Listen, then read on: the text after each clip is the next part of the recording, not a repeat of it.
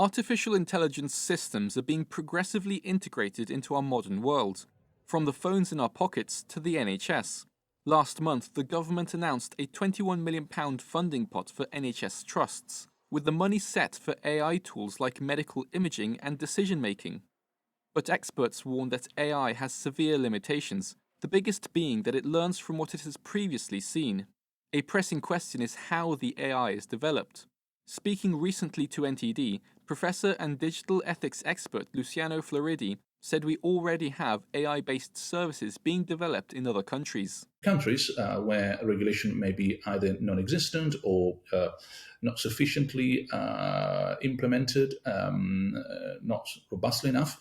The companies train the AI there, they develop the machine learning. And then come back to Europe or the UK and sell the outcome of the product. That could potentially mean the AI is developed on crooked foundations. A small ethical oversight at the beginning could lead to big problems down the line. For example, allocating limited resources in the health service. The AI may judge that patients in one hospital are more likely to survive because they have fewer health problems, and so could decide to allocate equipment to that hospital instead of another. This misallocation could cost lives. That's where regulation comes in. Teller Arshad, senior associate at the law firm Hogan Lovells, said there's real interest in establishing global standards. The EU AI Act will have extraterritorial effect, so it won't matter that the developer of the technology or the provider of the technology is based in another country. They will still have to comply with the EU regulatory regime where their product or service is being used by citizens of the EU.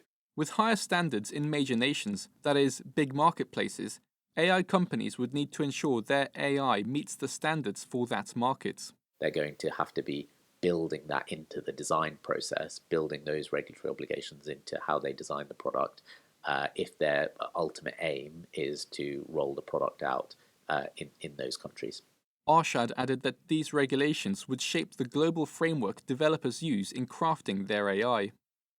Malcolm Hudson, NTD News, London.